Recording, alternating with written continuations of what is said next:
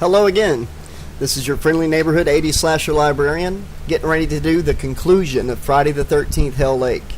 Before I start, I just want to remind everybody that I've started up a Facebook group for all of us to be able to communicate. I'm going to put surveys on there, discussions on completed books once they're done.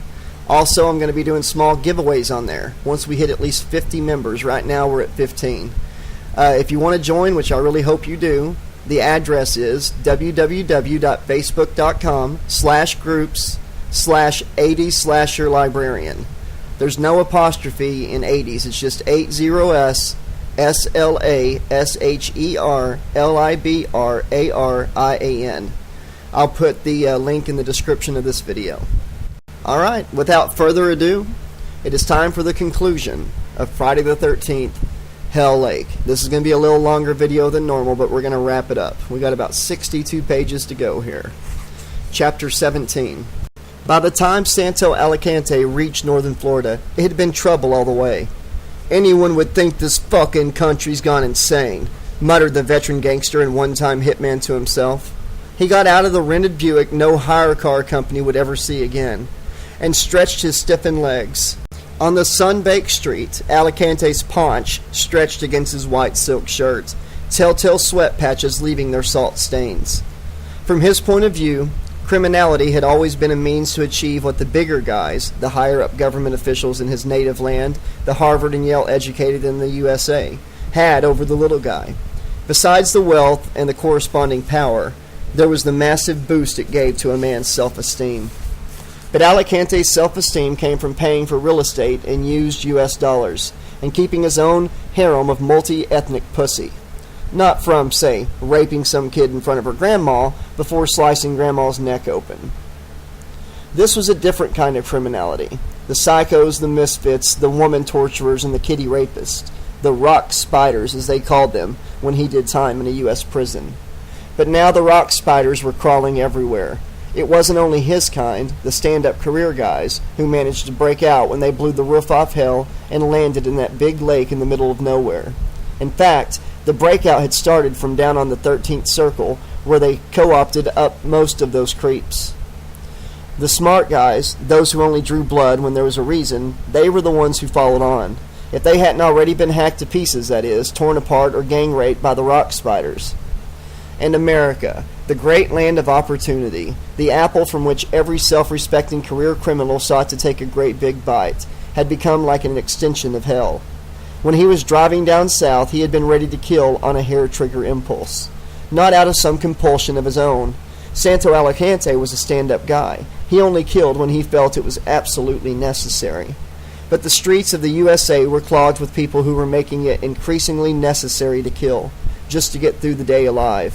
They were the type of criminal he could never understand or sympathize with. No long-term gratification, no banality, no self-interest, just pure destructiveness.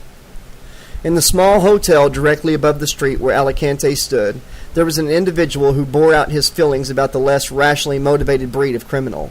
Worse still, this was one who, by virtue of his own origins, gave Hispanics a bad name. Wayne Sanchez has retreated into his head while his traveling companion and criminal accomplice watched. He was communing with his mentor, his living inspiration. It was as if there was a permanent link between them now, like two local TV stations that stood close to the border in separate states. Each one could pick up whatever shows the other transmitted. Even if he and Jason never met in the flesh again, he believed there would always be that psychic connection between them. And Sanchez was amazed, totally blown away by the extremity of the violence that he saw being committed by the man behind the mask. Just as he hoped Jason's bloodlusting mind would feed on images of the family that he and his apprentice annihilated, he was amazed by just how far the big guy had gone with this lawyer bitch. It was the only succor and sustenance for two damaged souls who lived to expiate their own hate and rage, who existed purely to kill. But Jason also gave the devil boy reason to feel uneasy. With every crime that he had personally committed, Sanchez could move on, with the only connection to his acts being the personal symbols and messages that he left at the crime scene. But with the big guy, it could get personal. His victims were not always chosen at random. It may sometimes have been on account of behavior he disapproved of, like wanton sex. So Jason was a Puritan? So what? Sanchez was no big fan of sexually promiscuous people himself, and as far as he was concerned, you could shove all that dating and schmoozing stuff. The only acceptable form of sexual behavior to him was rape. Jason could inspire enemies. In Sanchez's career as a serial killer, most of the people affected by him had no idea of who he was. The crimes and the satanic symbolism spoke for themselves. It wasn't until he was identified at a crime scene and his face stuck on a wanted poster that the whole thing came falling down. But Jason was unmistakable. If he crossed your path and you were lucky enough to survive, then he would always occupy a space in your consciousness. He was the man that you feared, the man that you hated, the man that you wanted to destroy. And in every message, every memory, every thought that the man behind his mask shared with his infamous disciple, Sanchez felt an undertone of menace, of unease. If they could have yours and my guts hanging in a sack, amigo, what a great Christmas present that would make. Paul Christos was startled to hear the devil boy speak, if only to himself. For too long he'd been contemplating his navel on a speed come-down, keeping his inarticulate thoughts to himself, leaving his disappointed protege to brood on the sickly 1970s chintz, bedspreads, and the herbal potpourri scent that covered up the stale odors of this cheap hotel room. Living beyond the realms of good and evil was not nearly as glamorous as he'd imagined it to be. But Sanchez knew the realities of that life. He'd lived them for a long while, and now he was reliving them under even more chaotic circumstances. He knew there would always be hellhounds on his trail, and how tiring it was to stay one step ahead. It hardly even surprised him when the warped wooden door, held in place by just one latch, was suddenly kicked in. "Okay, assholes, hit the carpet!" Christos looked to his mentor for guidance. But Sanchez hardly seemed prepared to resist, as the fat, mustached Hispanic with the bald head and the big Magnum handgun kicked him in the ribs, forcing him to the floor. The devil boy stayed still and passive. It all had gone wrong, so terribly wrong. Are you police officer?" Christos was badly winded, but did his best to ingratiate himself. "If there are any charges, I'd like to help with the investigation. I'll turn state's evidence if I have to." The second kick was less merciful, intended to inflict pain rather than temporarily disable. Christos lay on the floor, his fluttering hands scared to touch his bleeding mouth, his eyes squinting from the pain of his broken teeth. "He ain't no cop, amigo." Sanchez, too, had been on the receiving end of Alicante's boot. Still he hovered above the floor on his knees, as if he'd been waiting for this to happen for a long time. "They used to say you were the man with the big cojones way back when, ain't that right?" Alicante was quietly impressed. He'd never had any contact with the devil boy, and he hated his kind. In hell, they had been segregated on two different levels, but it showed that Sanchez had paid attention during all those years on the row.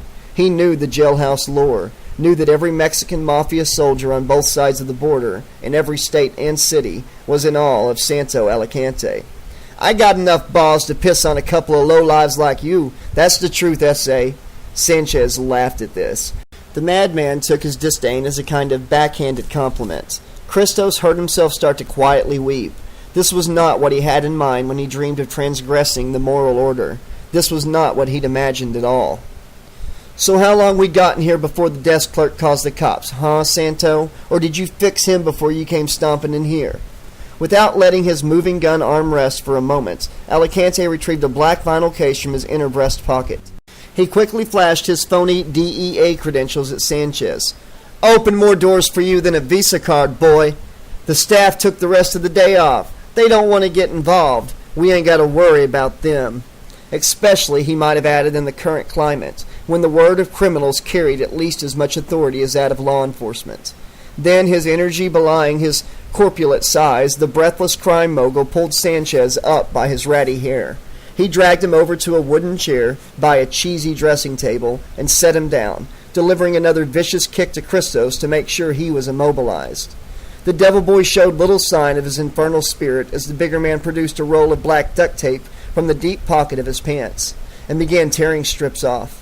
He wrapped it around Sanchez's shoulders and the back of the chair, around his calves and the bottom of the chair legs, before bustling over to Christos and making similar movements to bind him to the headboard of the bedstead. "See, you both bound up like a pair of turkeys. Now, happy Thanksgiving, amigos!" It was more than a couple of months since the event, but what did Alicante care? He may have been in favor of the most predatory form of free enterprise, but that hardly made him a founding father. There was no tape over their mouths, but Sanchez recognized it was only because Alicante wanted to instill false hope in them, to make them feel they could talk their way out by giving him the right information, to make his job easier. "What's the matter, devil boy? You don't feel frightened, no?" It seemed to Alicante that unlike his sniveling compadre, Sanchez had little fear. Maybe it was because he'd killed so many times and was on first-name terms with death already, or maybe because, like himself, the circumstances of his own death were still pretty fresh in his mind. Alicante didn't relish it, but he knew that when the time came he'd be able to go through the process of death again. He only hoped he'd conduct himself more like a man this time, instead of begging and crying. But it irked him that this no-good little rock spider should show no fear. Just who did he think he was fucking with? This was Santo Alicante, the most feared gang enforcer from Juarez to L.A., the man who butchered and betrayed his way to the top, and made sure his own pampered children grew rich on the American kids whose streets he flooded with cocaine. Surely a little fearful respect should be forthcoming. "Hey, Sanchez, look at this essay." He took a big old tin cigarette lighter from his pockets, with the emblem of a bucking horse engraved into it. "You like this, huh?" He flicked open the top and drew a long flame from it. "You like this to warm up your hands, yeah?" He quickly ran the blue end of the flame under Sanchez's exposed fingertips. The devil boy flinched. "Or maybe we warm up the seat of your pants." "Just like me," Sanchez responded. "When you gonna admit you get a kick out of torture, Santo?" Alicante flicked out the lighter and put it slowly back in his pocket. His pride was bruised, but he'd have the last say. Over on the bed, that stupid gringo kid, who had buddied up with Sanchez, was sniffling. "Okay, snot-face, don't be worrying," Alicante told him. "When death comes, I promise, it'll come quickly for you, little gringo coward." He spat contemptuously on the carpet. His words had their desired effect. The kid was more terrified than ever. "Why, Santo?" Sanchez's question made him smile. After all the nonsensical shit this fool had pulled, he wanted to ask Santo Alicante why he was about to be killed. "Why the fuck you take all this trouble to come and chase me down? You some kind of honorary cop or something?" Okay, this lunatic, this howling-at-the-moon madman wanted explanations. He was going to get the last explanation he'd ever hear. "It's about power, muchacho." He stared Sanchez directly in the eyes. "So many badass hombres released from hell, someone has to maintain the balance of power, and it's not going to be El Loco, that mute freak, and some crazy-ass devil worshipper." He said the words to put the devil boy in his place, but Sanchez heard something else there, echoes of conversations he'd once had down in the other place, conversations with that slimy Westinghouse guy, the one he briefly believed could be one of his partners in the breakout. He'd heard nothing from that guy since he got out, but he often wondered about him, wondered if he'd survived, or whether he was still in hell, or whether, like so many of them, had washed up on the banks of Crystal Lake and made a run for it. "So, you gonna kill me, huh?" "Yeah, I'm gonna kill you." The fat slob said it with a sense of satisfaction, but Sanchez had the sense that none of this was his idea. This whole phony power trip had been put in his head by the type of creep who would play the same number on everybody, the type of person who would want Wayne Sanchez eliminated and sent right back to hell, where he could never be any kind of threat. He watched Alicante grip the magnum tightly. He moved slowly with the false dignity that said he was either treating the execution as a solemn event, or else he wanted Sanchez to savor every last pant-shitting moment. But the devil boy stayed strangely calm, never letting his gaze fall entirely away from his executioner. He lowered himself as far as he could while he was still strapped to the chair. Some of the tape began to strain against his muscles and break away. Sanchez took deep breaths, preparing to die for a second time. He crouched down, only held from his knees by the last of the restraints that bound him. Narrowing his eyes, he bent his head forward as if to let his assassin shoot him point blank in the lower part of the cerebellum. As if in respect, Alicante moved with the same slow dignity. The devil boy heard the sound of the clip on his magnum. "Let me pray, essay." "Let you what?" "Let me say the Hail Mary before I die. I've already been banished to the underworld once in my stinking existence. I want one chance to put things straight with God. Maybe if I repent, he'll let me meet with my mother for a while. This whole thing was terrible for her, man. When she came to my trial, it was the first time I'd ever seen her in years. Yeah, okay. Alicante was bemused, but couldn't help feeling slightly touched. He, after all, had always tried to take care of his own family, despite everything he'd ever done. So pray, S.A. He ripped away the last tape restraints from Sanchez's arms. Get down on your knees and ask for forgiveness. But I gotta say, it never did me no good, so make it quick, amigo. Christos could hardly believe his ears. After all the lengths he'd gone to, his personal pilgrimage to find the Devil Boy, Sanchez stood betrayed as just another repressed Christian hypocrite in the final crucial moments. His rising indignation almost canceled out his fear.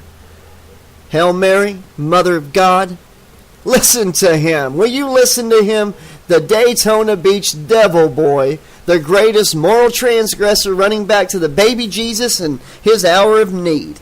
Sanchez paid no attention to Christos' hysteria, though it muddled his recollection of the pious platitudes he'd been raised on. He just threw anything he could remember into the mix. A few words of the catechism of the 23rd Psalm. By the time he got to the end of his scrambled devotions, he was practically kissing the carpet. Pray for us now and at the hour of our death. According to Alicante's sense of decency, this was close to the moment to put a cap in Wayne Sanchez's head. He pointed slowly downward as his fucked-up compatriot finished begging the Lord for mercy. Sanchez, too, moved slowly, pointing his head toward the ground and reaching his fingers into the tiny space at the back of his black ankle boot. Then, in one smooth motion, he brought out a stiletto blade and swung it upward into Alicante's balls. The big Mex screamed, fighting to hold his gun in his shaking hands. Another push with the flat palm of the Devil Boy's hand, and the pain forced him to drop it. Hey, S.A., Sanchez snarled at him. It's true what they say. You sure got big cojones. The hitman writhed in agony on the carpet, straining it with the blood from his pants. He tried to form words, but they were incoherent. No one was listening anyways. Sanchez grasped the magnum and pointed it at Paul Christos. Hey you, get your pussy ass off that bed and help me. He threw the boy the blood-stained stiletto he had withdrawn from Alicante's crotch for him to cut his bonds. Then, quickly, brutally, with no consideration for his would-be assassin's suffering, he hauled him to his feet and pushed his bleeding ass into the shower. Get the rope, tie his feet, S.A., the liberated Christos did as he was told. Sanchez looked frantically around for something that he could weigh down the other end of the rope with. For now, the pipes that led from the top of the wall down to the toilet cistern would do, even if the fat bastard brought them down and flooded the hotel room later.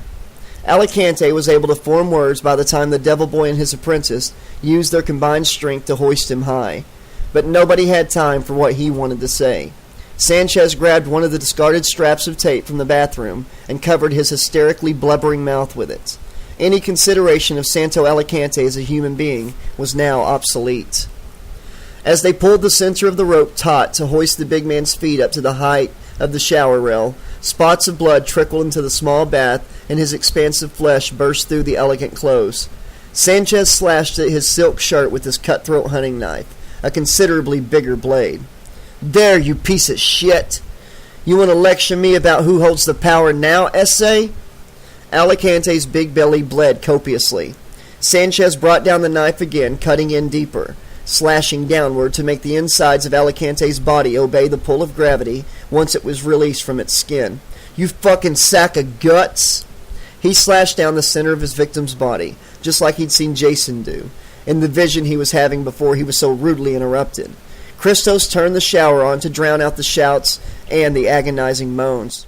Who's so fucking scared of you now, bitch? Alicante's belly was open, and Sanchez yanked out a section of his gastrointestinal system. As he squeezed on it, the shit that had been working its way down the gangster's body burst out of its organic tube and splattered into the bath.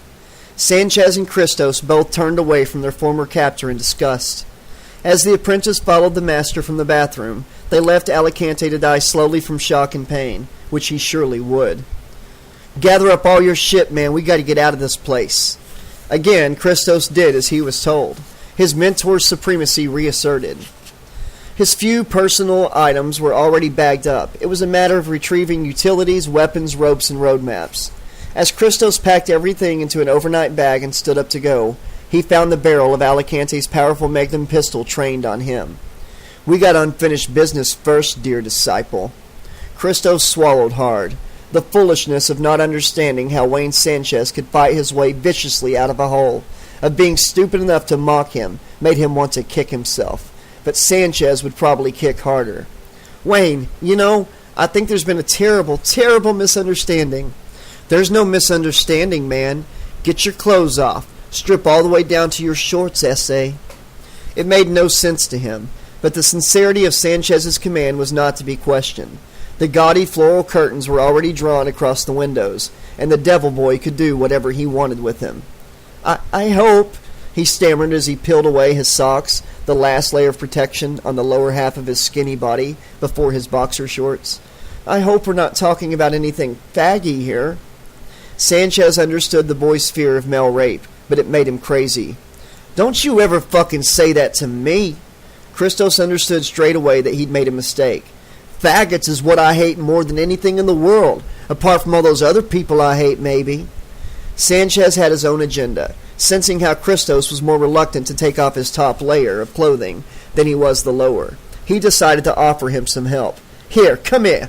The boy could only fight back weakly as the killer ripped away the buttons from his grease and dirt-soiled shirt. Keeping the magnum cocked, his free hand patted him down, till he found a small, hard object that seemed to be tied to his torso by a cross-section of thin wires. Sanchez pulled open the boy's shirt, sending all his buttons flying to the floor.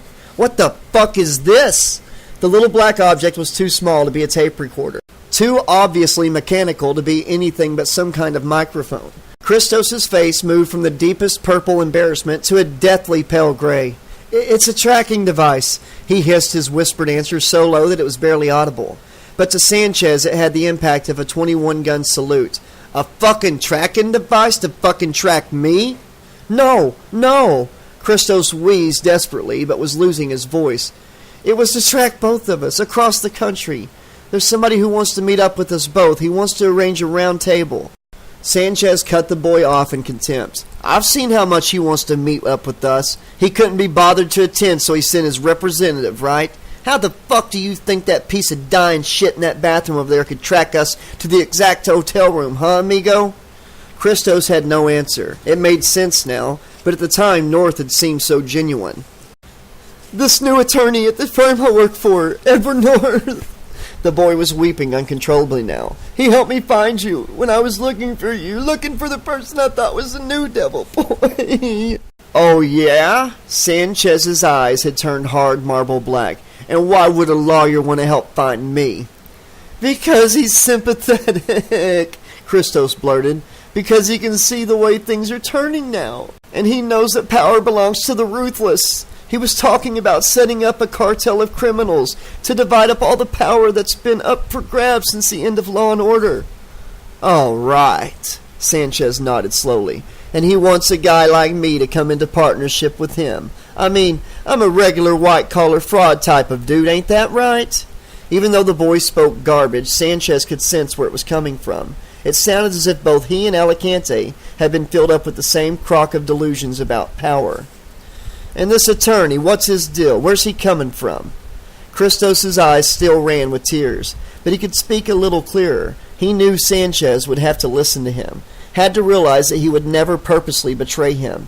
He's upper middle class, well-educated, well-bred, not lower middle class scum. Sanchez may have hated humanity and everyone who fell under its umbrella, but this kind of talk made him rage. There are a whole load of levels below lower middle class, he told himself, and I'm at the bottom rung of all of them. He turned up out of nowhere at the same time of the so-called Friday the 13th crime explosion. Had a load of credentials relating to practicing law in Connecticut. There it went again, setting off Sanchez's alarm bells. You really are a stupid piece of shit, you know that? Christos nodded his head with shame. If he didn't know before, he knew now. And what are you supposed to be getting out of all this, my little amigo? Power? Sanchez stayed silent for a while. He was demanding a response. I just wanted to live like you. To be beyond the reaches of petty human morality, live by my own philosophy. Oh, yeah, right. Your dangerous philosophy, Sanchez growled. Well, let me tell you, kid, I never had no philosophy. I just did what I did because I hated people. All the rest is window dressing, put up by creeps like you. He pushed the boy back toward the bathroom, from whence all the gurgling and moaning had now ceased. Christos now realized that he was going to pay for his duplicity, for wanting to live like a mad Roman emperor, a creature without moral conscience. In one belated flash, it came to him how the most ruthless of all those emperors, the Caligulas and the Neros, had ended their days. Sanchez pushed the boy head first through the bathroom door. The place stank of blood and shit, of death. "Let's see your dangerous philosophy in action, pussy." He motioned to Christos to cut the sack of expired flesh that was once Alicante down. It needed little encouragement, its weight flopping down in a visceral heap in the bath. If human life ain't worth nothing, then that starts with your life. At gunpoint, using simple motions, Sanchez made Christos tie his own wrist to the top of the shower rail. The boy complied without resistance, yet he still begged. "Please, please let me go. I promise I won't bother you ever again. Please. You're my hero. Please don't do this." "Oh, I know you won't. You're not even bothering me now, S.A." His hungry frame was tied to the frame of the shower, his ribs stretched, as did his short stature as his arms reached upwards. Sanchez stood regarding him for a moment before he decided what to do. Then he moved like homicidal lightning. The blade jammed into the bottom of Christos' chest before he had much time to realize it. It stung like acid fire, but it hadn't yet come home to roost. Sanchez worked his way down to the diaphragm, where the bottom of the chest met with the top of the belly. Then he pushed, and he dug. There would never be another philosophical statement from Paul Christos. For the remaining moments of his life, his words were reduced to an incoherent sputter, an agonized fight to make sounds through bubbles of blood that rose up his esophagus. "I've always wanted to do this, man. Thanks for the opportunity." Sanchez pushed his hand into the deep wound he had created. The young man's lean, half-nourished form allowed him to dig deep and explore in a way he had never done before. The boy gurgled and choked. It wasn't long before Sanchez found the wet, shapeless organ at the back of the diaphragm that he was looking for. But it seemed like an eternity to Christos as his killer pulled it, wet and wriggling, from his lower chest cavity. As Christos died, he unknowingly forged his last link with the human race he had so despised. Like virtually every young person who died violently, but lingered long enough to be conscious of it, like fatally wounded soldiers and women who fell prey to sex murderers, he wanted to return to the sanctuary of the womb. He might have clearly spoken the word mother if Sanchez had not cut out his liver and forced it back down his throat. "You hear me, Jason? You hear me, amigo? Take a long look around here. Look at what I've done." Before he hastily hit the road, Wayne Sanchez transmitted the mental image of the atrocities committed in this small hotel bathroom. It was like one of the more twisted imaginings of Goya, two human beings broken down to their viscous organic parts. For his own inspiration, Sanchez fed off of the visions of violence that he believed were emanating from his twisted, tormented friend's mind. The Christos kid had been a diversion, a nasty little waste of time. He was glad to have killed him, for Sanchez knew he had only one true ally in the world, and they were going to declare war, bloody, indiscriminate war, on the human race together. Chapter 18. "I'm really sorry, Ed. Is it all right if I call you Ed? Isn't it? But it's just truly the worst thing, so horrible." Deputy Spinks was doing his best to commiserate. After all, he had already lost his sheriff and a good many of his brother deputies. In fact, if you counted all those who hadn't reported back for duty, he was the only law enforcement officer from Craven County left in the region. "That's okay, Lloyd." Edward North had no such compunction about addressing the deputy as if they knew each other better, but he spoke in the gentle tones of a man trying to recover from shock, albeit rather mild shock. "It is horrible. There's nothing else to say about it, just so horrible. I can only hope that she wasn't conscious for long." They were in the midst of a big sweep from Cunningham County, Delaware. The log jams that had prevented free travel between the neighboring counties and states had broken down, rather than cleared, as the wave of violence and murder had spread way beyond its original confines, toward the South and the Midwest, even as far, so some said, as the West Coast. So the obstructions that restricted the initial mass exodus now seemed pointless. People were just as likely to be heading into mass murder as escaping from it. And as countless innocent victims would be left behind, just as many surely lay ahead. One such was Diane Miranda, who had given her life fighting for one terrorized girl. a young woman now officially listed as a missing fugitive. Spinks took a hurried handwritten statement from Ed as computers and filing cabinets were packed up around them. As far as we're aware, Ed, Shauna Black, and Trey LeBlanc are among the primary suspects in Diane's case, maybe even that of Sheriff Casey.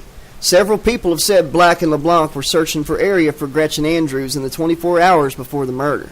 That don't make it a slam dunk, but we have every reason to believe that they took Miss Andrews with them, account of which we've had to put her on our wanted list as well.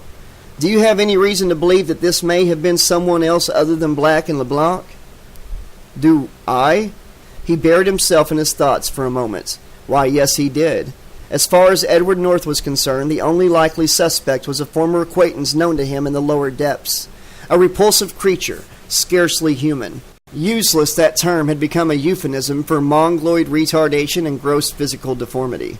No. Racked by bereavement and despair, Ed seemed to rack his brains before the hapless, well-meaning deputy. I can't think of anyone who might have done this. Please keep me informed of any developments in tracing Andrews, Black, and LeBlanc. Sure will, Ed. You can bank on it. Spinks compassionately grasped his hand. Meanwhile, a state trooper waved impatiently from the door. The deputy's ride was waiting. Ed North, for reasons of his own, had opted to go it alone. And please, I really need to know about the welfare of the Andrews girl. As soon as you hear anything at all. I know, Ed. Spinks was running out the door, racing to catch an Army ordnance vehicle before it took off. I'm aware of your concern for her, truly. And then North was left alone, in a municipal building swiftly vacating itself of people and the trappings that they worked with. It was decent of Spinks to show such apparently sincere concern, but then Spinks was a decent dullard. As for his concern for Gretchen Andrews, well, that related solely to the state of her mind, for the extremely neurotic Miss Andrews had gained an insight into the wretched Jason Voorhees that he could only wonder at, but could never envy. It was as if she had become the conduit between the brute's addled mind and the maternal ravings of his deranged mother. If she were to bring Voorhees into plain sight, on Ed's own terms, then Gretchen may yet prove to be the catalyst that would aid him in settling scores. After all, to manhandle a gentleman and abuse his dignity in front of the assembled miscreants of hell was one thing. To bisect his current paramour from head to foot was positively insulting. They had made it to the end of the world, at last, or that was the way it seemed. Gretchen, Shauna, and Trey huddled together on a cliff top, many hundreds of miles from where the horrors of Friday the 13th had begun. The chill wind swept in from the Atlantic Ocean in the east, and vapor began to visibly form itself around their breath. But they were not alone. In those lower foothills of the Blue Ridge Mountains, distantly overlooking the Atlantic coastal plain of Virginia, they were part of a movement of young, and not so young, sometimes merely cast aside and desperate, people who had headed down the East Coast. There were natives of New Jersey, New York State, Delaware, Maryland, or some from Virginia itself. Some had come out to the coast from Massachusetts, or even from the closer parts of the Midwest. There were college students and high school kids. There were young trainees from religious seminaries and burger flippers. There were hip-hop, black metal, and punk band members. And there were inmates from juvenile reformatories and boot camps, absconded or turned loose in the chaos that reigned. All of them congregated uneasily together because, as Shauna said, we all want to get out of this with something other than a nervous breakdown or a toe tag. They had all come so far but could travel no further. As the wave of homicide and violence eclipsed their neighboring states and their hometowns, so it had spread down the southern reaches of the coast, through the Carolinas, through Georgia, and some said even as far south as Florida. But the good citizens of North Carolina, suddenly awoken to the mayhem in their midst, had spoken, and their decree was, no further. So all the young coastal refugees headed inland, and took their vehicles up to the highest escapement that they would climb, where they could still beg, borrow, or steal food and water, and arrange for any vehicle maintenance that was required to keep them mobile, in the very real instance that they might need to flee again. Very soon, an itinerant community had formed. Nervous, uneasy, it was an eclectic social mix that would have set them at each other's throats, causing more murders than it prevented, had their circumstances been any different. But as Trey had said, everyone has a common culture these days. It's called survival. The three forest greeners were stranded together in an oasis of long hairs, dreadlocks, skinheads, and conventional college kids. They all made for uneasy partners, but few complained. To quote Mr. LeBlanc again, better a union of fools than a confederacy of corpses. In their makeshift front line, among the camper vans and the minibuses, the motorcycles and the mobile homes, each had sought to protect themselves with any conventional weapon they could lay their hands on. There were firearms aplenty, both licensed and unlegal, but there were also any improvised weapons they could lay their hands on, blades of every shape and size, kung fu rice flails and chicken wire garrotes, ammonia sprays and gasoline bombs primed by cloth fuses to explode like Molotov cocktails. The first attack wasn't long in coming, but it was an undisciplined assault by a gaggle of creeps and perverts. "Hey baby, wanna play?" was the signal they heard one night. That kind of gloating was now commonplace. It seemed every town within spitting distance of the East Coast was full of this kind of vermin. For the previous month, which now seemed like the greater part of their lifetime to anyone under 21, words like that had precipitated one of two things: brutal rape and murder, to which a much valued friend or lover would be lost, or a fight back which would claim the life of at least one of a group of compadres. This time it signaled a massacre, but by the good guys rather than the hellspawn. It had amazed Trey how the central casting psycho, the garrulous cretin with the black teeth, had choked on his own blood almost with the trill of joy in his throat, and his scummy brethren that followed were not deterred by his demise. Far from it. They advanced on the unwilling would-be victim who had cut her attacker's throat with relish, even as she called for the campsite to come alive and defend her. Shots were exchanged, blades were thrown, along with much more frequent curses. The girl was stricken, slashed, wounded, but she survived, unlike her attackers. "What is it with these people now?" Shauna had asked in the campfight's aftermath and the campfire's glow. The slaughtered bodies of the intruders lay under tarpaulins, covered up by members of their young, vagrant community who did not want to venture out in the dark to dispose of them in the woods or in the sea. It's almost like death doesn't mean death to them, like nothing means anything to them. No values, no fear, reflected Trey. Maybe that's a true definition of nihilism. He had no way of knowing how his former classmate Paul Christos, the self-styled nihilist, had died in great fear and pain. To you and me, girl, that's the scariest thing. We're stuck out here on the margins of society, but we still have basic moral values. It's frightening to try to understand people who attach value to nothing, not even their own lives. It was the greatest degree of empathy that either could share with the other anymore. You and me, girl. When he spoke like that, they could steal a few glances of affection from each other. Maybe touch each other's hands or hug each other's shoulders in affection. It reminded them there was still some love left, in an existence that left no time for anything but a brutal battle for survival. "Hey, ninja!" With so many people crammed into such a small space, strangers identified each other by their fighting abilities. Possessing the martial arts skills to kill was the only way to gain status these days. "Your friend, the silent girl. One of my buddies saw her out walking alone near the bottom of the ravine. You better go haul her ass back." The kid who spoke reminded Trey of Gary Nielsen, or any other dependable, unimaginative football type. That he spoke more brusquely was due to their situation. So many of them were thrown together, but few actually knew each other. Neither Shauna nor Trey was aware of what had happened to Jerry and the other Forest Green kids. In the weeks since they had split up, they might have followed any route that would carry them away from where they were, but only the luckiest would ever get home.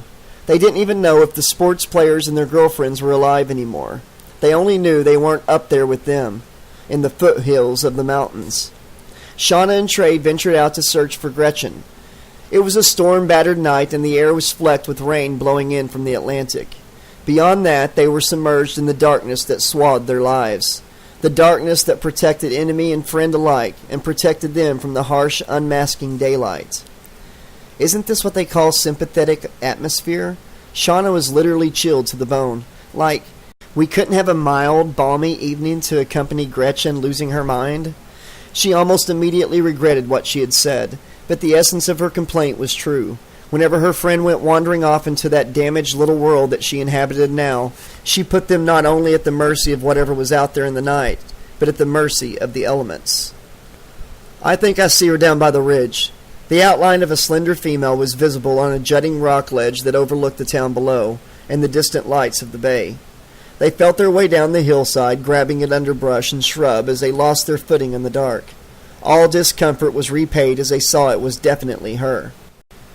"Hey, enough days and nights in the wilderness. They're missing you back at camp, girl." Gretchen recognized her friends immediately. Since she witnessed the atrocity that destroyed Diane Miranda, she had become possessed of a calm that unnerved all those around her. It was as if she saw their fates, however bleak, as inescapable, and had become reconciled to it. "He's out there somewhere. He's nearby."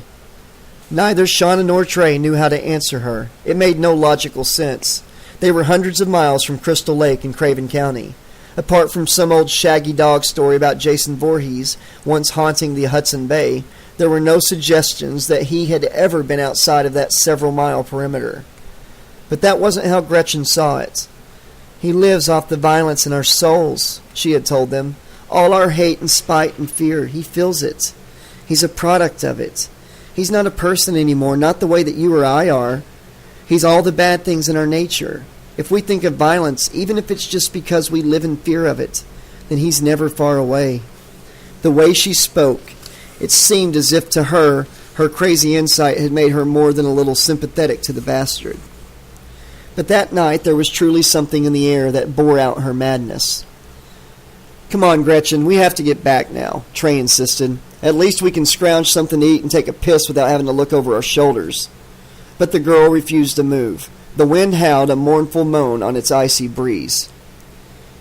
"Don't worry, son. There's no one out here who can hurt you any more."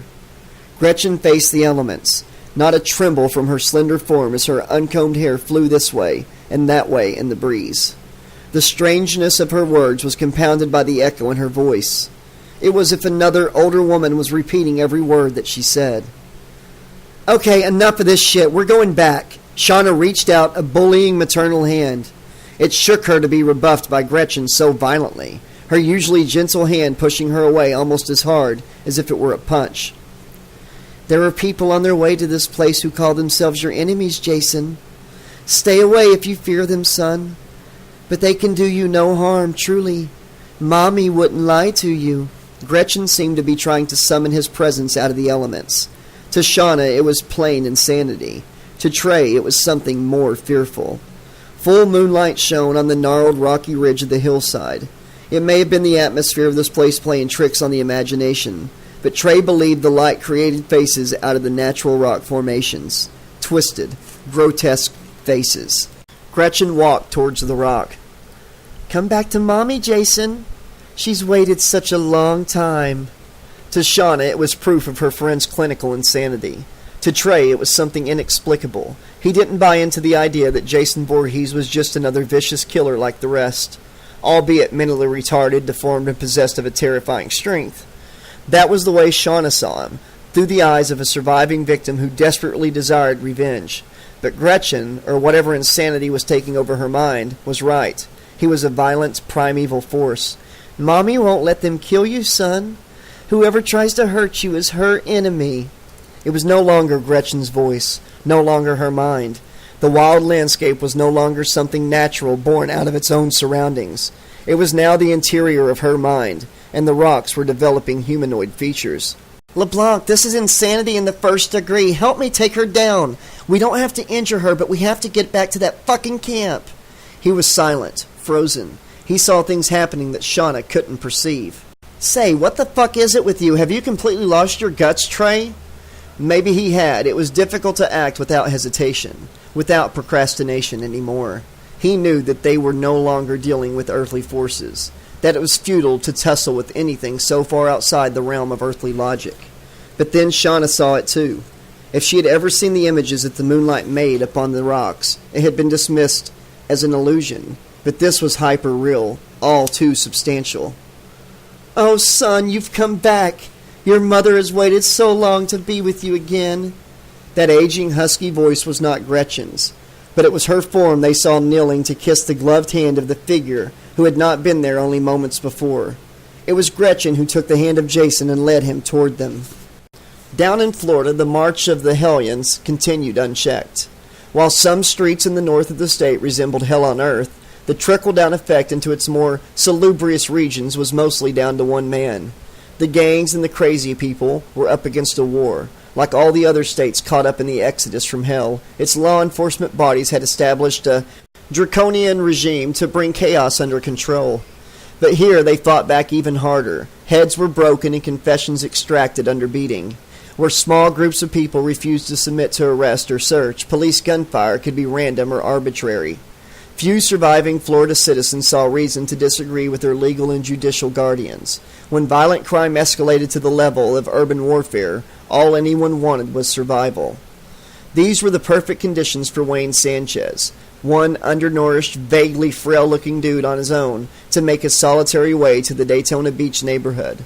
While cops blamed the mutilation of the unidentified white youth and the Hispanic man in his hotel room on gangs, the true perpetrator was able to slip unnoticed into another town. So had begun the Devil Boy's revenge, the random all-out attacks on the population he considered responsible for his previous arrest. And this time there were few restraints. In one 48-hour period, he hit a small hotel and rooming house on consecutive nights. The images replayed vividly in his head: naked girl with gun in mouth, black guy with knife in the nape of his neck, causing a wild spasm. One doubleheader with some chick forced to make love to her boyfriend at gunpoint, with pillowcases on their heads, while Sanchez strangled him with a rope, then blew her brains out. An all-out assault on a family home, shooting dead wife, husband, and old grandma as they worriedly watched the 11 o'clock news. All bore his signature. Some were stabbed, scarred, and printed with his chosen words of satanic wisdom. Others had diabolic signs and slogans painted in their blood on the walls. If it hadn't been for what they saw as an outbreak of ultra-violent gang warfare, the authorities might have concentrated their efforts on finding the new Devil Boy. As it was, no one saw any sense in putting out an APB on anyone resembling the recently executed Wayne Sanchez. The freedom left him loose to commit more crimes, but the lack of recognition was bringing him down. He wanted to rock Daytona Beach, let them know Sanchez was back. But everyone's attention was divided all over the state of Florida. A mass shooting here, a gang rape there. What difference did one more berserk serial killer make in such a world?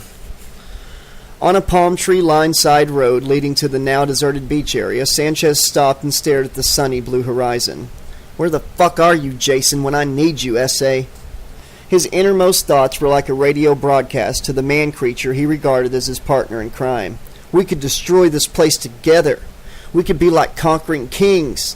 It wouldn't matter if these motherfuckers sent us straight back to hell. We could come right back anytime we wanted to. We'd teach them the true meaning of fear." If Sanchez had been able to concentrate on something other than self-pity, he might have seen the visions of violence currently playing out in Jason's mind.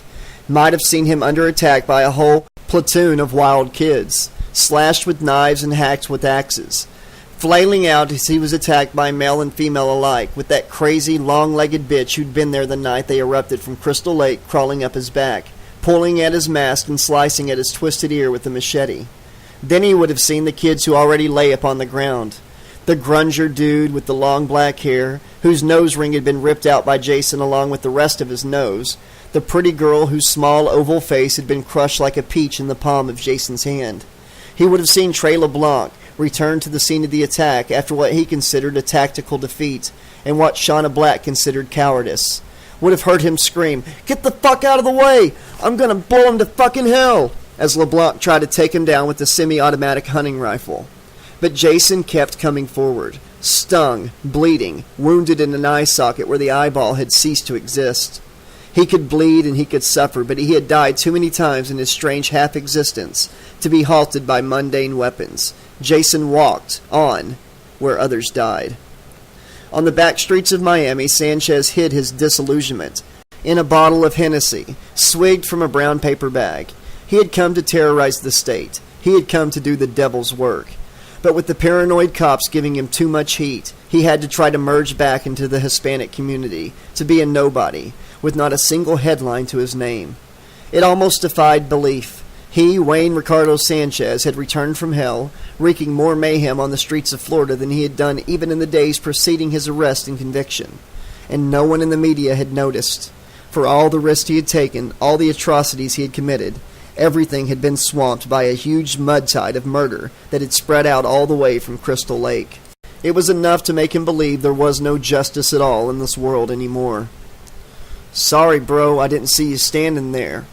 It was okay. Normally some fool colliding with him on the street was enough to make him finger his handgun and trail the guy back home.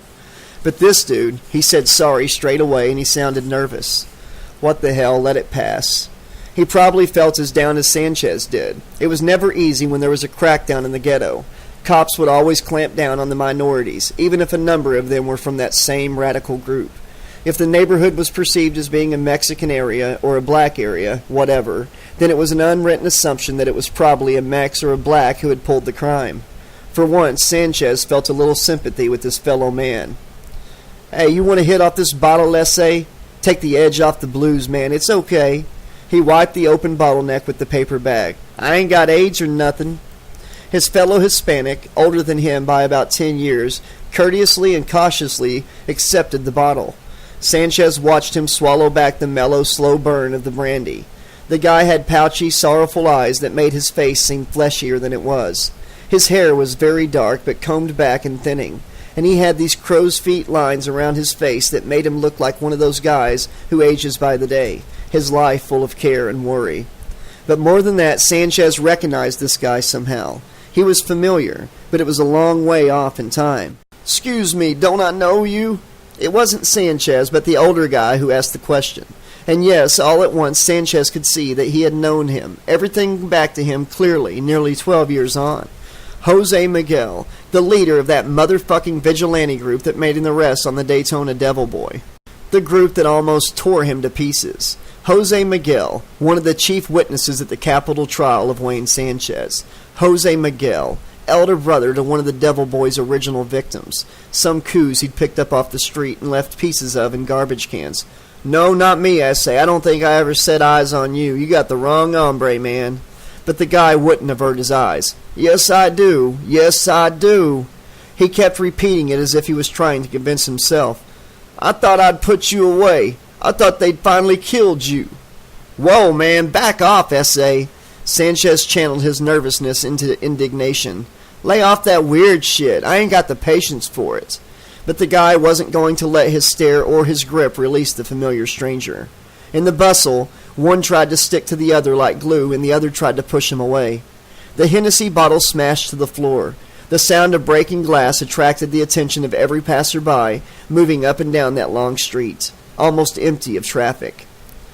"I'm telling you to go fuck yourself now." Sanchez was pushing the guy into the curb, but the fool was pushing right back. Sanchez tried to spring his gun from inside his vest, but there wasn't enough room between the two of them to draw, and they were attracting a crowd. "Help! Help!" As Sanchez stuck his forefinger into Miguel's eye, his enemy fought back by extending two fingers into the criminal's nostrils, pushing back his nose across his face. "It's Sanchez! It's the Devil Boy! Help me stop him!" "What kind of fool are you, man? You think I've just come roaring back out of hell or something?" But that's exactly what the older man did believe, and there was no one so young on the street that they hadn't heard of the killer who once put the entire Hispanic community under suspicion. "Fuck it, man!" The Magnum Sanchez had been carrying went hurtling into the gutter. He tried to grab for it, but some wise-ass kicked it back with his foot, and another picked it up from the ground. He had the crowd against him. "In the name of the Holy Virgin!" Sanchez was almost gouging the guy's right eye out with his left hand, but still the fool wouldn't let go. "This is El Diablo, the one who brought murder to our streets. Don't let him get away." Sanchez found hands and fists poking at him. Some other fool had enough guts to keep delivering little kicks. All of their stupid faces spoke hatred of him, both men and women. They acted like a lynch mob. "Go back to hell where you come from, Diablo, and take all your dirty killers with you." The red-haired woman was slightly built, thin, but her rage spoke for all of them. She was guided merely by fear and superstition, but never had such an irrational belief been so well-founded. In their state of apocalyptic fervor, they were all ready to believe that the Daytona Beach Devil Boy had returned and was responsible for the bloody chaos breaking out all around them.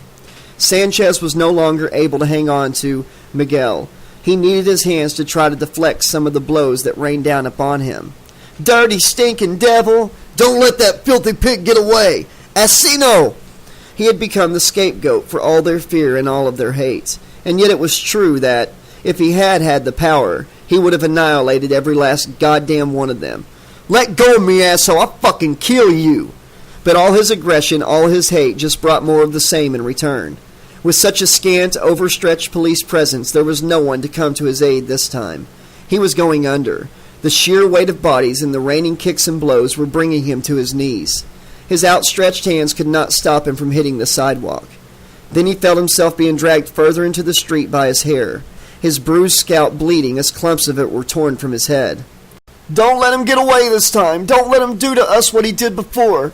Above him he could hear Miguel. Just what was the guy's problem? Did he think he was better than Sanchez just because he lined up among the sheep and not the wolves? In his panic and his pain, he found himself trying to cling to the philosophy of that little Christos creep. If they were going to hurt him bad, he needed to believe in himself to see it through. Needed to believe he was superior to the people who might kill out of anger instead of for sport. Then as the crowd opened up around him, with his face flat down on the sidewalk, he knew he was going to die again. He felt like begging for mercy, but knew that no one was of a mind to offer it to him. That's when the first kick came down upon the back of his head. "Bastard! You think that they're going to save your ass again? Tell us all that they've killed you when you're still on the street? Forget it!" It was Miguel's foot that ground his face into the concrete. The dude really took it all too personally. "Die, fucking bastard, die!" The cries were coming from all over the crowd. It could have been anyone who called for his blood. The mob was stomping his face into the sidewalk. Fighting to stay conscious but wanting to be rid of the pain, his swollen lips murmured quietly as they all bore down upon him. He called to the devil he had found to be absent, to the saints and the Savior that he had abused to help him. Ah! Jose Miguel, brother of the murdered Juanita Cristina, who had become a virtual saint to her family, grunted with the exertion as he brought his foot down hard. Most of the crowd stepped back as they saw the top of the devil boy's head glisten with blood, then start to cave in. But Miguel would not be deterred. As he stomped hard again, the crowd heard a crack, as a small part of Sanchez's crushed brain squished out of his skull and into the gutter. Jason. As he died for a second time, the devil boy's plea went out to somebody who was no longer listening. Chapter 19. They were in the last ditch. With so many of their friends and comrades slaughtered, no real hope could be said to remain. As the relentless, deathless Jason advanced upon them, there could only be said to be one chance of ultimate survival. But neither Shauna nor Trey was prepared to abandon their vulnerable friend, even if she, and the invading personality that lurked within her mind, were all that this monstrous force of nature was now interested in. "Fuck him, Trey, let's do it! Let's take him down! We're only going to get one chance. Even if he kills us, we can save Gretchen." Shauna was hysterical, but the more convinced she was of her imminent extinction, the greater her bravery. Maybe 24 people had tried to take out Jason within the last hour, whether they were gangsters or from their own neo-vagrant community. Now a great many littered the hillside, discarded like grotesquely broken toys. Of those who had survived, only Shauna, Trey, and Gretchen had not already run for their lives. Now they could not afford to turn their backs on Jason as they groped their way backwards up the hillside. As they twisted their ankles in unseen holes or became snagged on entangling vines or weeds. "It's crazy, Shauna. Our only chance is to get out of here. Just run and keep running." Trey no longer saw any hope at all. For too long, since they had busted out of jail, it had seemed to him that they were living in a nightmare way beyond their control, in which all their efforts were irrelevant. They could be heroic, or they could be cowardly. None of it made any difference. "Please don't hurt him. Please don't hurt my boy. He doesn't mean any harm. All he wants to do is cleanse the world of the things that feel dirty. All those things the nasty children want to upset him with." That stereophonic, schizophrenic voice echoed from Gretchen's mouth, as the killer who desired to reduce her friends to a bloody pulp ascended toward them. Maybe 20 feet below at most. All was insanity. "What's happened to you?" Shauna spat the accusation at Trey. "Isn't there anything left worth living for? Anything worth dying for?" Her words were self-righteous and her eyes were wild. He had no time to answer. The brutal hands of the childlike mass murderer reached upward for them. In any moment, death might be upon them. Whether or not their lives were worth living would become an irrelevance. Then Shauna screamed. She rose to her haunches and gave out a cry that was not defeated, not the despair of some wretched little girl who felt terrified because she had no big, strong man to take a stand for her. All her rage and her disgust at everything they had been through came roaring out of her in one almighty scream, splitting the night. With a last look at Trey and Gretchen, she opened the 12-inch blade of the hunting knife that was one of their final remaining possessions.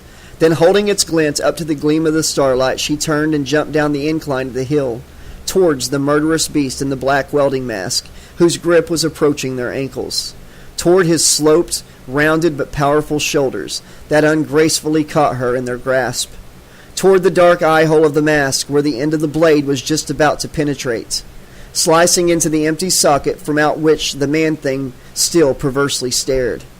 And she fell downward, down to the lower ridge from which Jason had emerged, tumbling down locked together onto the rock ledge and over it, down below into the unkempt foliage that ascended its way up the side of the hill.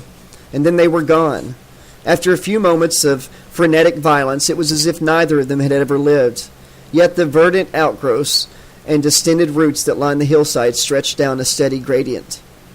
It was no sheer drop. Both of them must still have been there somewhere. They scuttled down the hillside, kicking up earth, leaving Gretchen stuck at the point where they had ascended. His heart beat so fast he could feel each violent palpitation shake his body up to the top of his cranium. All the pain of all the loss and all the battles for survival, all that false hope and the despair, were eclipsed by this one act. In one sudden, mad moment, Shauna had taken herself and Jason out, just like she insisted they should. In the blink of an eye, they were both taken out of existence. In Trey's state of despair, he might have rejoiced. If the boogeyman was gone, then he and Gretchen could cut and run. But if Shauna disappeared from the planet, then she epitomized loss. She was the woman who exemplified endurance and hope to him, even when the relationship had reached its lowest ebb. She was the very apex of his relations with the human race, her very presence intimating that there might always be a reason to live, might always be a reason to hope. If she could just disappear into the ether of a desolate hillside, then life had been proven meaningless. After so much conflict, it was eerie to take in all the silence around them. As Trey looked over the ridge into the green nothingness, all that could be heard on the wind was the distant shriek of a night bird, until a sudden surge of movement hurtled out of the underbrush below the ridge. First a hand reached out to him, not an extension of friendship, but a vile, subhuman thing couched in a cheap woolen glove. Then the panting specimen whose body it belonged to came climbing out of the shrub. It extended its hand again, but this time it proffered a gift, an item that made Trey sick to the very depths of his soul. When he would not accept the object, Jason hurled it up onto the ridge. It was a scalp, or rather a scalping, in the manner of the old white bounty hunters whose barbarities were adopted in revenge by belligerent Native American tribes. Ringed by an angry red-top layer of human flesh, the crimped and layered brown hair dripped blood like a wig worn by someone on the guillotine. Of the few little items that were still attached to the human hair, Trey recognized one of them as the Egyptian Ankh cross he'd bought from an East Village street market, a symbol of life after death. This was the scalp of Shauna, torn fibrous and bloody from a body still living at the time of the mutilation. The body, which was almost certainly dead by now. Trey dropped her earthly remnant and withdrew, scurried up the hill as fast as his shaking, clambering hands and his feet would carry him, snapped at the hallucinating Gretchen and dragged her along by her wrists, got out as quickly and as far away from the scene as his horror-struck brain would allow. As they ran for the trailer where they had been allowed to take shelter, Trey had no compunction about throwing the two sleeping young men they'd bunked down with out of the door. He dragged the locks of their slumbering heads till they moved, not quite of their own accord. They could stay and meet Jason if they insisted on it. He and Gretchen were not going to cede him that advantage. Then, tears still welling from his eyes, he turned the ignition key and gunned the gas pedal. "We're going back. We're going right back to the beginning," he told Gretchen. Though there was little that could break through her darkly fogged mind, she could recognize his fear, sense the cowardice that had haunted him in recent days. Yet still, she understood what he meant, and how necessary it was. As he hurtled down the freeway, it was so much easier to get back than it had been to get away. Straight up the interstate, through Maryland, Delaware, and finally New Jersey. Craven County was full of ghost towns, where the ghosts were all off on hiatus. There were no roadblocks, no security checks. Everybody had wanted to get out of the place, not to get back in. But now, in the pre-dawn desolation, before the sun had started to come up, it was empty, even of the murderers and human monsters who caused the great exodus. They too had gone their way, or followed those honest citizens who made their escape from the place, extending the Friday the 13th crime wave to whatever distant state the exodus had headed towards. It bothered Trey's conscience that he had stolen the main mobile trailer on site. It had belonged neither to him nor Shauna or Gretchen, but it was relied on for shelter by many of the people on the site. It had also been a source of light and heat, the big electrical generator it carried helping to provide power to people who had become a subculture of nomads. But it was too bad. Everyone was on his or her own now. Trey's needs were more pressing. They planted at his hind with the urgency of a hellhound on his trail. In the last reckoning, nobody was able to say Trey LeBlanc failed. Nobody would be able to say he was a coward. "Don't weep any more for Miss Shauna," Gretchen spoke in the two-toned voice that was driving him almost as insane as she now clearly was. "She did what she did because she wanted to. She didn't have to attack my Jason. He wouldn't have killed her if she didn't." "Will you cut that shit out?" Was Gretchen so totally divorced from reality that she really believed she was Mother Voorhees? It felt as if she was driving Trey to the very limits of his own sanity. But perhaps, he told himself as he turned off the main road and onto the dirt track that led to Crystal Lake, he was already there. The lake was tranquility itself. There was not a soul anywhere. The night air was cool and the waters were still. The nocturnal wildlife had not deserted this accursed place, chirruping or calling out oblivious to the stench of human wickedness. "We're back there, aren't we?" Just for one moment Gretchen spoke with her own voice, not in the imagined tones of some long-dead madwoman. "This is where it all began." Yeah, we're back there all right." He studiously ignored her, occupied solely by what he had to do, as he revved the engine of the old camper and charged its battery, so the power generator received a further boost. As he exited the trailer section, he struggled to carry the generator with him, entangling himself in its long wire leads before scraping it to the ground in relief. Gretchen was already drifting aimlessly around the field surrounding the lake, like the lost soul she now was. He made no effort to rein her in, letting her go her own way. She gave him a concerned, parting glance, speaking silently, but he answered her with words. "Bless you, Gretchen. May God or whatever is out there in the universe guide you and protect you." There was nothing more to be said. He had work to do, to make sure everything was in fully functional order. And Gretchen? By bringing her back there, Trey knew he was chancing fate. But if that was what their destinies had in store, then she could no more evade it than he could. He continued to work, tweaking fussily at leads and power connections whose purpose he was only dimly aware of. If anything happened to Gretchen, he would hear it, though he would probably be as powerless to protect her as he had been with Shauna. "What did I say, Jason? Didn't Mommy always promise that she would come back and find him if Jason was a good boy?" So it began. Trey didn't even look around to check whether she spoke to herself or whether the murderous presence had manifested itself. As they had all learned the hard way, if Jason plagued your mind, then his form could follow you around. Trey continued to mess with components whose purpose he was unsure of. "This is a place of peace, Jason. Put all the hurt and all the unhappiness out of your mind. That's all in the past. The past can only hurt you if you keep bad memories. Forget all those people who hurt you." "All those people who hurt you?" Trey didn't allow his disbelief at this madness to deter him from what he had to do. He worked manically to ensure the generator would keep on pumping and that the long cables he attached were fitted to the machine's main power outlets. "Remember all the good times we had when it was just you and Mommy back at Camp Crystal Lake. During the summer when Mommy worked as a cook. Forget what came later, Jason. It can't hurt you anymore. Come back to Mommy, Jason. Come back to your golden childhood. Mommy's waiting for you there."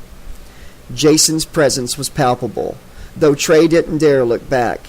He just kept working regardless, tying the ends of the power cables to the belt straps around his black jeans.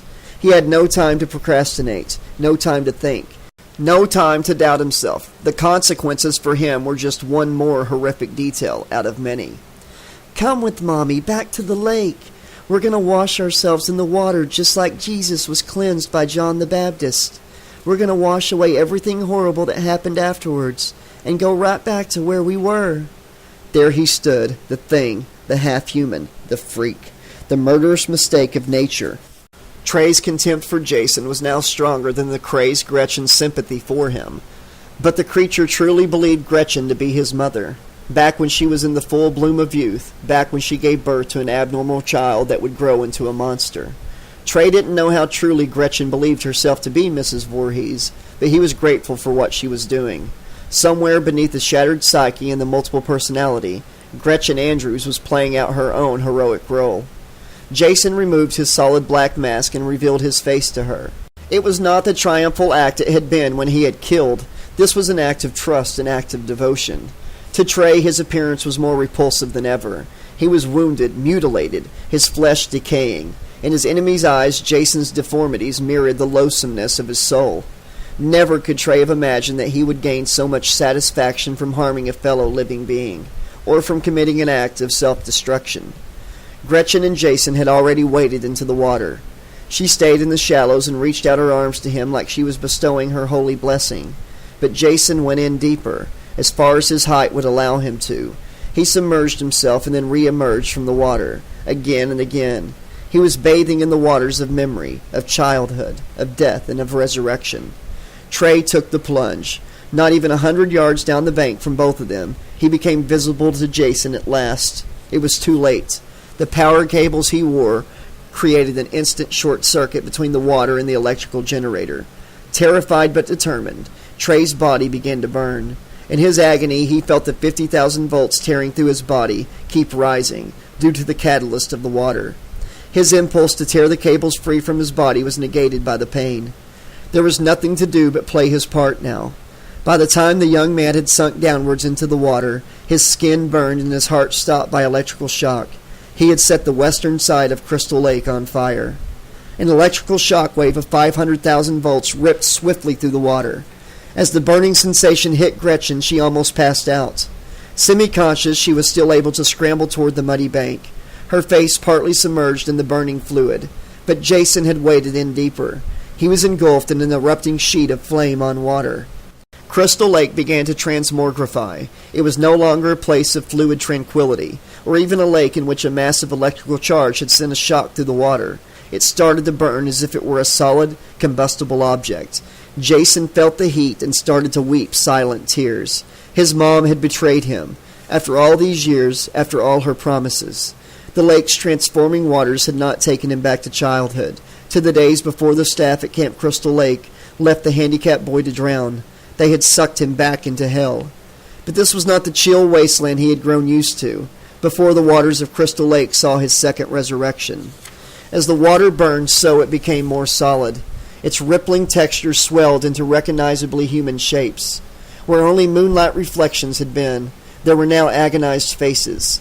Water became fire, as if in some strange medieval act of alchemy, and Crystal Lake became a traditional medieval image of hell.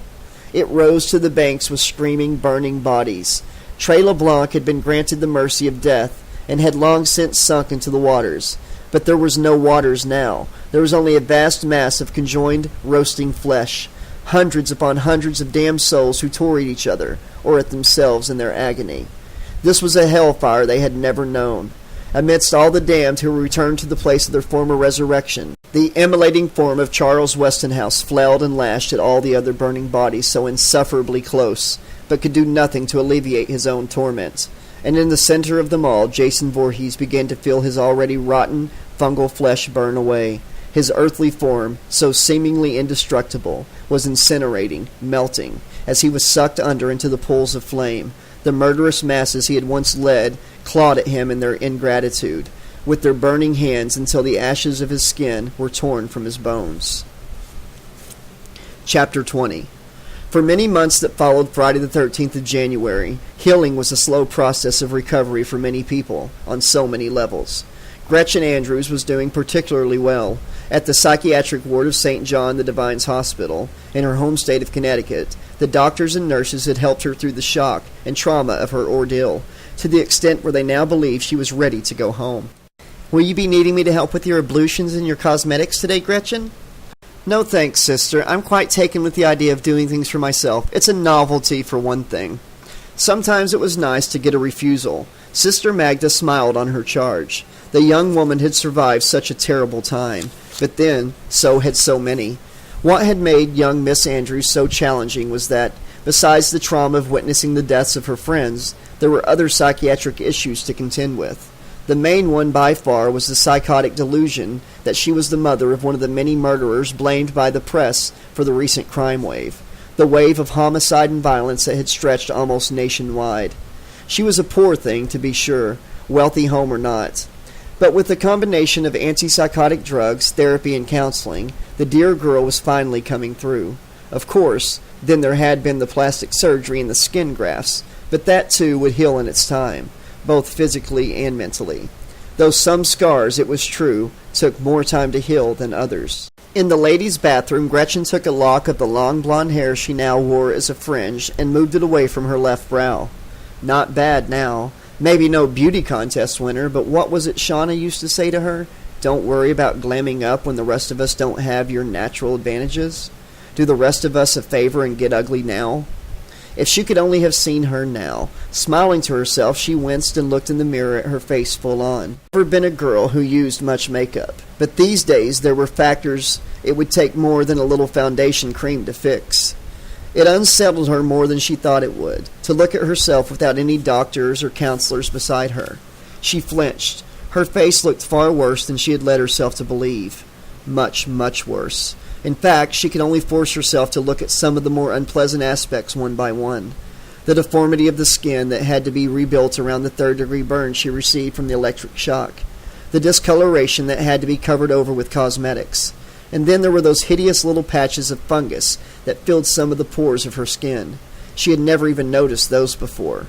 But then, as she suddenly realized, this was not her face.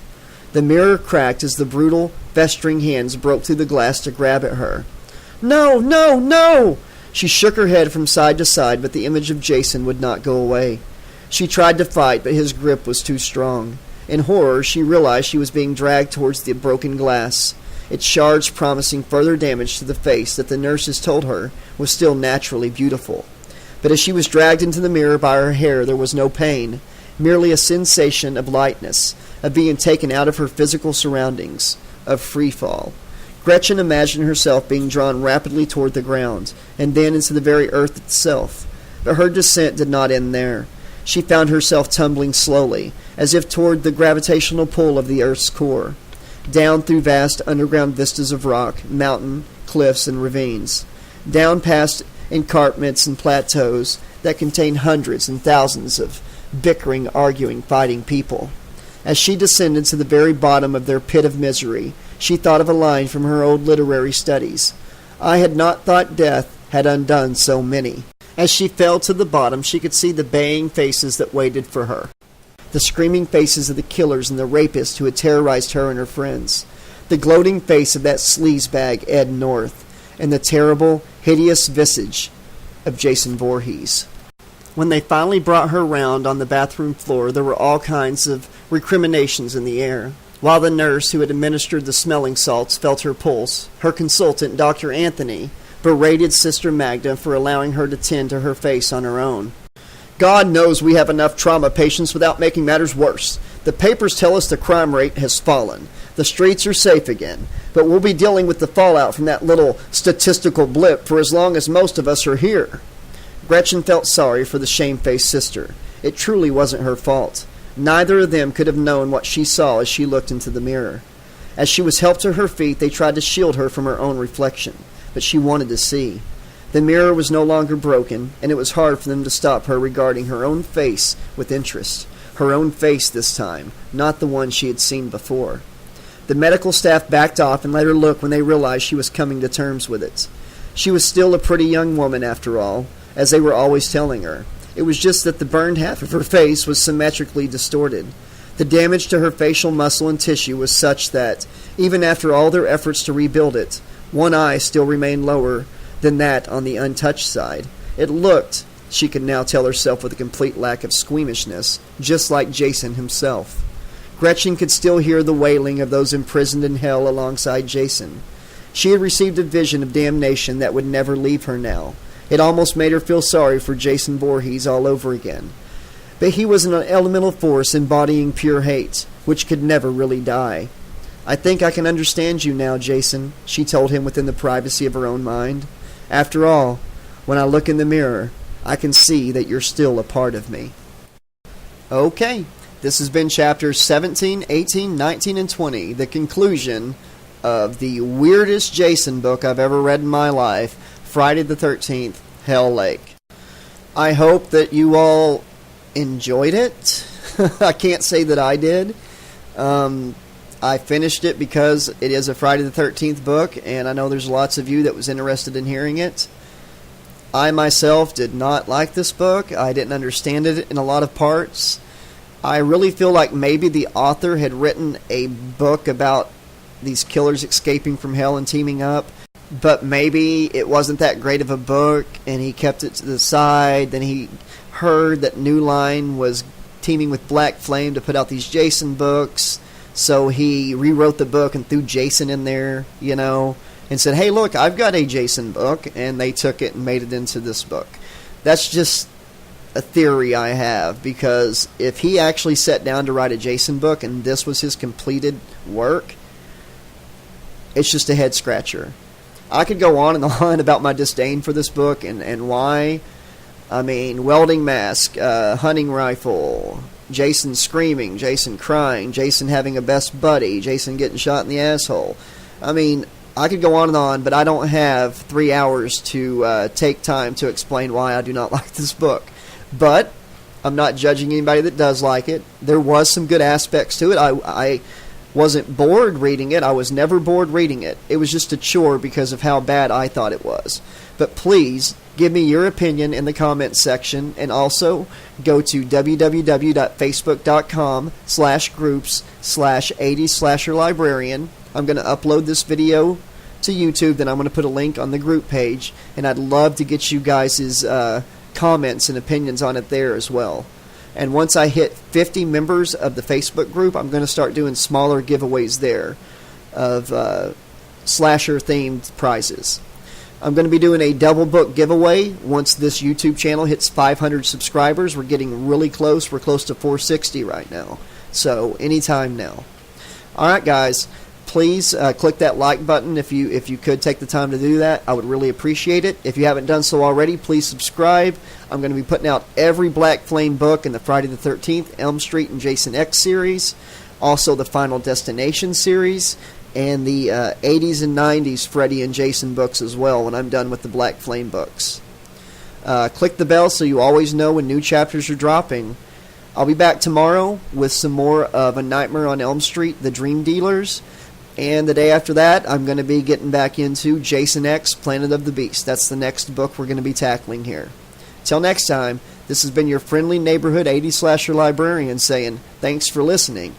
And be careful clicking that thumbs down button, because it's got a death curse!